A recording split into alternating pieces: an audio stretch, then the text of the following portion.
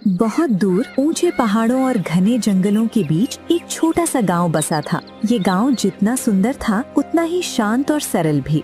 इसी गांव में रहता था एक गरीब लेकिन मेहनती कुम्हार मोहित। मोहित अपनी पत्नी राधिका के साथ एक छोटी सी झोपड़ी में रहता था। राधिका समझदार, मेहनती और अपने पति से बहुत प्रेम करने वाली स्त्री थी। गरीबी उनके घर में थी, लेकिन उनके चेहरे पर कभी शिकायत नहीं दिखाई देती थी। मोहित मिट्टी से मटके बनाकर अपना घर चलाता था। वो रोज सुबह सूरज निकलने से पहले उठ जाता और सुंदर सुंदर मटके बनाता। अजी सुनिए, अभी तो चिड़ियों ने भी चहकना शुरू नहीं किया और आप फिर से काम पर लग गए। कल रात भी देर से सोए थे। शरीर है आपका, कोई मशीन थोड़ी है जो बिना रुके चलती रहेगी। थोड़ी देर और विश्राम कर लेते। विश्राम करूंगा राधिका, तो काम कब करूंगा? राधिका, शरीर की थकान तो आराम करने से मिट जाएगी, लेकिन अगर आज ये मटके तैयार नहीं हुए तो कल बाजार में क्या बेचूंगा? साहूकार का ब्याज और घर का राशन दोनों इसी चाक की रफ्तार पर टिके हैं पगली। घर चलाने की चिंता में खुद को ही खत्म कर दोगे क्या? देखो अपना हाल, पसीने से तरबतर हो रहे हो। 2 घड़ी रुक जाओगे तो आसमान नहीं टूट पड़ेगा। जान है तो जहान है, इतना मत खपाओ खुद को। अरे पगली, गरीब आदमी के पास रुकने का वक्त कहाँ होता है। जिस दिन ये चाक रुक गया उस दिन घर की रोटी रुक जाएगी। और सच कहूँ, जब मैं तुम्हें बिना किसी फिक्र के घर संभालते देखता हूँ तो ये सारी थकान मिट जाती है। मेरी मेहनत का फल बस तुम्हारी ये बेफिक्र मुस्कान ही तो है। राधिका चुप हो गई। वो कुछ कहना चाहती थी मगर रुक गई। वो जानती थी कि मोहित का ये पसीना, ये रत जगह सब उसी के लिए तो है। अगले दिन वो अपनी पुरानी चरमराती हुई ठेली पर ढेर सारे मटके लादकर बाजार की ओर निकल पड़ा। तभी रास्ते में गांव के नुक्कड़ पर उसे उसके बचपन के दोस्त शंकर और संतोष मिल गए। अरे मोहित भाई, आज तो ठेली भरकर माल ले जा रहे हो। लगता है बाजार में अच्छी कमाई करने का इरादा है। हाँ भाई, इरादा तो यही है। अगर आज ये मटके नहीं बिके तो घर का राशन अटक जाएगा। तुम लोग यहाँ ऐसे उदास क्यों खड़े हो? सब ठीक तो है? ठीक कहा है यार, तूने सुना नहीं? अभी अभी रेडियो पर चेतावनी आई है। अगले कुछ दिनों में बहुत भयंकर तूफान और मूसलाधार बारिश होने वाली है। अरे संतोष, बारिश तो होती रहती है। कहीं तुम भीगने से तो नहीं डर रहे? अरे हम कुम्हार हैं भाई, मिट्टी और पानी से तो हमारा पुराना नाता है। मोहित की हंसी में बेफिक्री थी, लेकिन संतोष का चेहरा अब भी संजीदा था। उसे मोहित का मजाक पसंद नहीं आया। हंस मत मोहित, बात को समझ। तुझे याद है पिछली बार वो बिना मौसम की बारिश हुई थी, गांव की आधी फसल बर्बाद हो गई थी और कितने कच्चे मकान बह गए थे। इस बार खबर पक्की है, वो तूफान उससे भी खतरनाक होगा। तेरा काम तो खुले आसमान के नीचे होता है। तेरे कच्चे मटके गल जाएंगे भाई। मुझे तो अभी से घबराहट हो रही है। तो ये बात है। खैर, जो होगा देखा जाएगा भाई। मुसीबत आने से पहले ही अगर मैं डर गया तो आज शाम की रोटी का जुगाड़ कौन करेगा? अभी मुझे जाने दो, वरना बाजार में जगह नहीं मिलेगी। इतना कहकर मोहित ने अपनी ठेली को जोर से धक्का दिया और आगे बढ़ गया। अंदाजा सही निकला। कुछ ही दिनों में मौसम ने करवट ली और आसमान काला पड़ गया। एक दिन बारिश शुरू हुई तो रुकने का नाम ही नहीं लिया। मोहित के बनाए सारे कच्चे मटके गलकर वापस मिट्टी बन गए। न भट्टी जली, न कोई कमाई हुई। घर में राशन खत्म हो चुका था और चारों तरफ सिर्फ पानी और सीलन थी। इसी सीलन और भूख की वजह से राधिका को तेज बुखार चढ़ गया। हे भगवान, ये कैसा इम्तिहान है। न पेट भरने को रोटी है, न राधिका की दवा के पैसे। अगर ये बारिश नहीं रुकी तो हम दोनों भूखे मर जाएंगे। सुनिए, चूल्हा रहने दीजिए, वो गीली लकड़ियाँ नहीं जलेंगी। पेट की भूख तो फिर भी सह लेंगे, लेकिन ये लाचारी नहीं सही जाती। मैं क्या करूं राधिका, गांव में कोई उधार देने को तैयार नहीं। सबके घर पानी भरा है, मेरे हाथ बंधे हुए हैं। एक काम कीजिए, वो जो गांव के किनारे हमारी पुरानी टूटी हुई झोपड़ी है ना, एक बार वहाँ जाकर देखाइए। वहाँ कुछ पुराने पीतल के बर्तन या औजार पड़े हो सकते हैं। अगर कुछ मिल जाए तो कबाड़ में बेचकर कम से कम 2 वक्त का आटा और दवा तो आ ही जाएगी। राधिका, तुम भी कैसी बात करती हो? वो झोपड़ी बरसों से खंडहर पड़ी है। वहाँ सिवाय मलबे और सांप बिच्छुओं के क्या मिलेगा? मैं वहाँ जाकर वक्त क्यों बर्बाद करूँ? मेरी खातिर बस एक बार देखाइए। मेरा दिल कह रहा है कि भगवान हमारी मदद जरूर करेंगे। खाली हाथ बैठने से तो अच्छा है कि एक आखिरी कोशिश कर ली जाए। राधिका की ऐसी हालत देखकर उसका दिल पिघल जाता है। ठीक है, तुम कहती हो तो चला जाता हूँ। वैसे भी यहाँ बैठकर अपनी किस्मत को रोने से क्या हासिल होगा। तुम लेटी रहो, मैं अभी आता हूँ। बाहर लगातार बारिश हो रही थी। वो छाता लेकर कीचड़ भरे रास्ते पर चल पड़ा। गिरते पड़ते वो उस पुरानी वीरान झोपड़ी के खंडहर में पहुंचा। मोहित की नजर कोने में पड़ी। वहाँ एक बड़ा मटका रखा था। अरे ये इतना बड़ा मटका यहाँ कैसे आया? मैं बचपन में यहाँ खेला करता था, मैंने तो कभी इसे यहाँ नहीं देखा। और ये इतना साफ कैसे है, जबकि यहाँ हर चीज पर धूल की परत जमी है? और इसमें है क्या? जैसे ही उसने देखने के लिए मटके के अंदर झांका, मटके ने तुरंत उसे अपने अंदर खींच लिया। उसे लगा जैसे वो किसी गहरी खाई में गिरता ही जा रहा है। एक जोरदार आवाज के साथ वो जमीन पर गिरा। उसकी आंखों के सामने अभी भी तारे नाच रहे थे। हाय रे, मेरी तो कमर ही टूट गई। हे भगवान, ऐसा लगा जैसे किसी ने आसमान से नीचे पटक दिया हो। जब वो उठकर चारों तरफ देखता है तो वो एक सुनसान जंगल में खड़ा था। अरे ये कौन सी जगह है? हे भगवान, ये मैं कहाँ आ गया? अभी तो मूसलाधार बारिश हो रही थी, पूरा गांव पानी में डूबा था, और यहाँ तो ऐसा लग रहा है जैसे कभी बारिश हुई ही ना हो। राधिका, ओ राधिका। घबराहट में वो आगे बढ़ता है। चलते चलते वो जंगल के पार एक गांव में पहुंचा। गांव बड़ा ही अजीब था। वहाँ उसे कोई भी इंसान नहीं दिख रहा था। पूरा गांव वीरान पड़ा था, जैसे किसी ने जादू से सबको गायब कर दिया हो। कोई है भाई साहब? अरे कोई तो बोलो, ये कैसा गांव है भाई? न परिंदा न बंदा, इतना सन्नाटा तो शमशान में भी नहीं होता।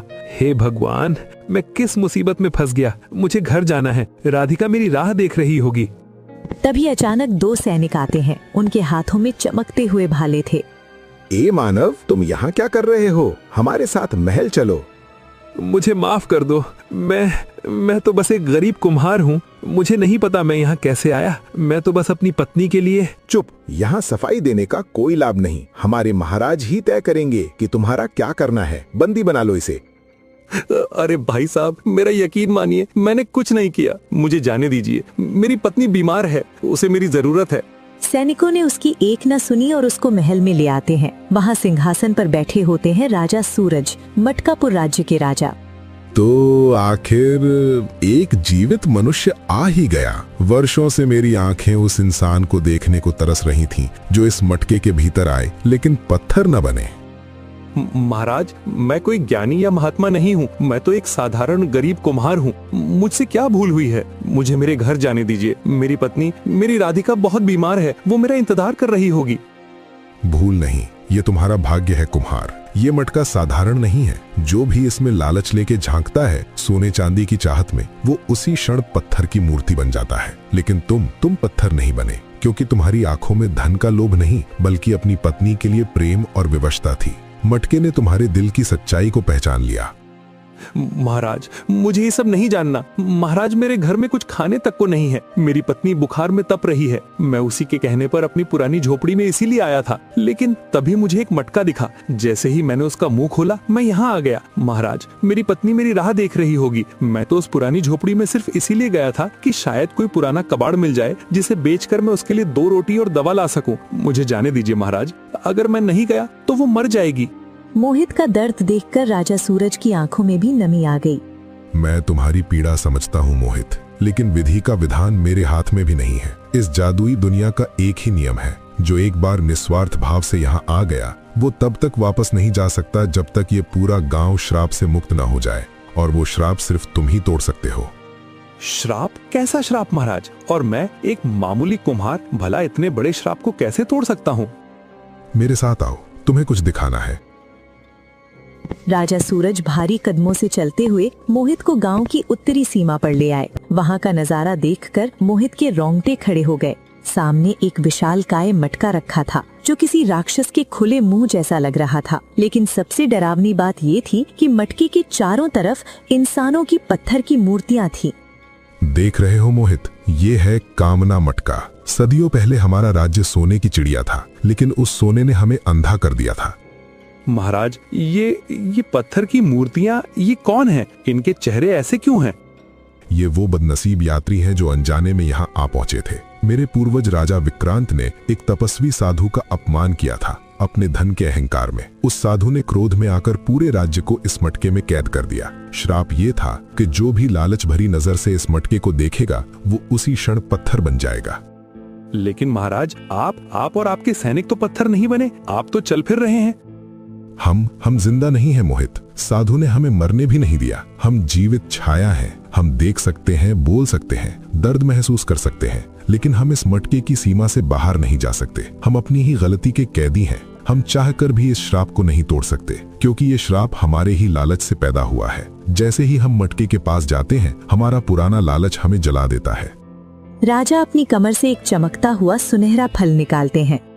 इसे देखो, ये है अमृत फल। साधु ने कहा था जिस दिन कोई ऐसा इंसान आएगा जिसके मन में रत्ती भर भी खोट ना हो, जो पूरी तरह निस्वार्थ हो, केवल वही इस फल को उस मटके के मुंह पर रखे, तभी वो इस श्राप को तोड़ सकता है। अगर मैं ये फल रख दूं तो क्या मुझे मेरे घर जाने मिलेगा? क्या मैं अपनी राधिका के पास वापस जा सकूंगा? हाँ मोहित, जैसे ही ये फल मटके पर रखा जाएगा, ये श्राप टूट जाएगा। हम सब मुक्त हो जाएंगे और तुम अपनी दुनिया में अपने परिवार के पास लौट जाओगे। हम वादा करते हैं, तुम्हारी मदद हम ताउम्र करेंगे। लेकिन सावधान, रास्ता आसान नहीं है। जैसे ही तुम मटके की ओर बढ़ोगे, वो मटका तुम्हारे दिमाग से खेलेगा। वो तुम्हें वो सब दिखाएगा जिसकी तुम्हें कमी है। अगर एक पल के लिए भी तुम्हारे मन में लालच आया, तो तुम भी इन्हीं पत्थरों की भीड़ में एक और मूर्ति बनकर रह जाओगे। उसके पास लौटने का एक ही रास्ता था, वो फल मटके पर रखना। मेरे पास खोने को कुछ नहीं है महाराज, सिवाय मेरी पत्नी के। मैं ये करूंगा। मुझे सोना नहीं चाहिए, मुझे बस मेरी राधिका की जान चाहिए।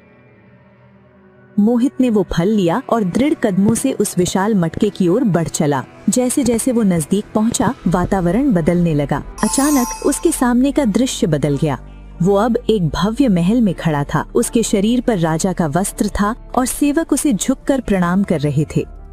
मोहित, तुम राजा बन सकते हो। इतना सोना, इतना ऐश्वर्य कि तुम्हारी 100 पीढ़ियां बैठे बैठे खाएं। तुम्हें कुम्हार बनकर मिट्टी में हाथ क्यों गंदे करने हैं? बस इस अमृत फल को फेंक दो और सब कुछ तुम्हारा हो जाएगा। मोहित ने आंखें मूंद ली। उसने राधिका की आवाज याद की। नहीं, ये सब माया है। मुझे राज्य नहीं चाहिए, मुझे सोना नहीं, बस मेरे गांव वापस जाना है। उसने आंखें खोली। महल गायब हो गया था। वो फिर मटके के सामने था। उसने एक कदम और आगे बढ़ाया। फिर दृश्य बदला। वो अपनी झोपड़ी में था, लेकिन वो अब एक भव्य हवेली थी। राधिका सोने के गहनों से लदी हुई मुस्कुरा रही थी। एक मायावी राधिका उसके पास आई। देखो मोहित, सब कुछ मिल गया है। अब तुम्हें कोई चिंता नहीं। बस इस अमृत फल को अपने पैरों से कुचल दो और ये सब सच हो जाएगा, हमेशा के लिए। मोहित का मन डगमगाया। ये तो उसकी सबसे बड़ी कामना थी, अपनों को सुखी देखना। उसकी आंखें भर आईं। लेकिन तभी उसे असली राधिका की बात याद आई। पुरानी झोपड़ी में जाकर देखिए, कुछ मिल जाए तो ले आइए। उसे बेचकर कुछ तो राशन मिल ही जाएगा। आवाज में चिंता थी, लालच नहीं। ये दृश्य बहुत परिपूर्ण था, बहुत आदर्श। असली जिंदगी संघर्षों से भरी होती है और ये संघर्ष ही प्यार को सच्चा बनाता है। ये मेरी राधिका नहीं है, ये मेरा घर नहीं है। मुझे जो चाहिए वो माया से नहीं, मेहनत से मिलेगा। दृश्य फिर बदल गया। वो सीधे मटके के पास था। जैसे ही वो पहली पत्थर की मूर्ति के पास से गुजरा, मूर्ति से एक आवाज निकली। रुक जाओ, क्या तुम सचमुच ये फल दूसरों के लिए कर रहे हो? फल अपने लिए रख लो, इसे खाओ, अमर हो जाओ। तुम्हें किसी की चिंता क्यों करनी? तुम्हारा अपना परिवार भी तब तक ही तुम्हारा है जब तक तुम जीवित हो। ये अमृत फल तुमको अमर कर देगा, इसको खा लो। अमरत्व सबसे बड़ी दौलत है। मोहित ने एक पल के लिए रुकने की सोची। अमरत्व, वो कभी न मरने वाला, अपने प्रियजनों को हमेशा सुरक्षित रख सकने वाला, क्या ये अच्छा नहीं होगा? लेकिन फिर उसने सोचा, अगर वो अमर हो गया तो वो अपनी राधिका को बेसहारा मरते हुए देखेगा। ये अमरत्व नहीं, अभिशाप होगा। सच्चा प्यार अपनों को अपने से पहले रखना है। मैं मरना चाहता हूँ, मरना ही जीवन का सच है। मैं अपनी बारी का इंतजार करूंगा, अभी मेरा काम पूरा नहीं हुआ। वो आगे बढ़ा। हर कदम पर नई लालसाएं उसके मन में घुसपैठ करने की कोशिश करती। अपार ज्ञान, देवताओं जैसी शक्ति, सारे संसार का प्रेम। लेकिन उसकी लालसा केवल इतनी थी कि उसका परिवार सुरक्षित रहे। उसने फल को मटके में डाला। एक तेज रोशनी पूरे मटकापुर में फैल गई। मोहित की आंखें चौंधिया गईं। अब वहाँ उसने देखा कि वहाँ पर एक छोटा मटका रखा था। मोहित ने देखा कि वे सभी पत्थर की मूर्तियाँ एक एक कर अपने मूल मानव रूप में लौट आएं। तभी राजा वहाँ आते हैं। तुम्हारा ये ऋण हम कभी नहीं चुका पाएंगे मोहित। आज तुमने सिर्फ एक श्राप नहीं तोड़ा, तुमने इंसानियत पर हमारा विश्वास दोबारा कायम किया है। ये लो, ये तुम्हारी ईमानदारी का छोटा सा पुरस्कार है। जाओ मोहित, अपनी पत्नी का इलाज कराओ और जीवन में खुशियां भर लो। हम वादा करते हैं, हम बहुत जल्द तुमसे मिलने तुम्हारी दुनिया में आएंगे। धन्यवाद महाराज, आपका कोटि कोटि धन्यवाद। तेज रोशनी ने मोहित को फिर घेर लिया। उसे लगा जैसे वो हवा में तैर रहा हो। मोहित ने झटके से अपनी आंखें खोली। वो उसी पुरानी टूटी हुई झोपड़ी में खड़ा था। बाहर बारिश थम चुकी थी और बादलों के बीच से सूरज की एक किरण झांक रही थी। उसके सामने वही पुराना मटका रखा था, लेकिन अब वो बिल्कुल साधारण लग रहा था। उसके हाथ में एक मखमली थैली थी जो भारी थी। वो तुरंत अपने घर की ओर भागा। राधिका और राधिका। अंदर राधिका बुखार से तप रही थी, लेकिन मोहित की आवाज सुनकर उठ बैठी। क्या हुआ? आप इतनी जोर से क्यों चिल्ला रहे हैं? कुछ मिला क्या या खाली हाथ लौट आए? खाली हाथ नहीं राधिका, मैं हमारी किस्मत लेकर लौटा हूँ। मोहित ने थैली खोल कर रख दी। अंधेरी झोपड़ी उनकी चमक से रोशन हो उठी। ये सब क्या है? इतना सोना आप ये कहाँ से लाए? सच सच बताइए, आपने कोई चोरी तो नहीं की? किसी का हक तो नहीं मारा? हम गरीब जरूर हैं, लेकिन बेईमान नहीं। पगली, ये चोरी का नहीं है, ये एक राजा का उपहार है और ईश्वर का आशीर्वाद। हमारी परीक्षा पूरी हो गई राधिका। अब न कोई गरीबी रहेगी, न कोई लाचारी। उन सोने के सिक्कों से उसने सबसे पहले राधिका का इलाज कराया, फिर अपना घर पक्का करवाया। लेकिन कहानी यहीं खत्म नहीं हुई। कुछ महीनों बाद एक अद्भुत चमत्कार हुआ। मोहित की गांव के पास वाली बंजर जमीन पर अचानक रातों रात एक नया समुदाय आ बस गया। ये और कोई नहीं, मटकापुर के लोग थे जो श्राप मुक्त होकर अपनी दुनिया से यहाँ आ बसे थे। एक शाम राजा सूर्य स्वयं मोहित के नए घर आए। मोहित, तुमने हमें नया जीवन दिया है। अब हम तुम्हारे पड़ोसी हैं। लेकिन जाने से पहले एक बात याद रखना, वो मटका वो अब साधारण नहीं रहा। जब तक तुम्हारी नीयत साफ रहेगी, ये मटका तुम्हारी और तुम्हारे परिवार की रक्षा करेगा। इसे हमेशा संभाल कर रखना। मैं इसे अपनी जान से ज्यादा संभाल कर रखूंगा महाराज। राजा चले गए। मोहित ने उस मटके को अपनी पुरानी झोपड़ी से निकालकर अपने घर में अच्छे से रख दिया। उसने मटके के पास एक दिया जलाया। उस दिन के बाद से मोहित और राधिका ने न केवल सुख से जीवन बिताया, बल्कि उस मटके की सीख को भी हमेशा याद रखा कि असली खजाना सोने के सिक्कों में नहीं, बल्कि मन की ईमानदारी में होता है।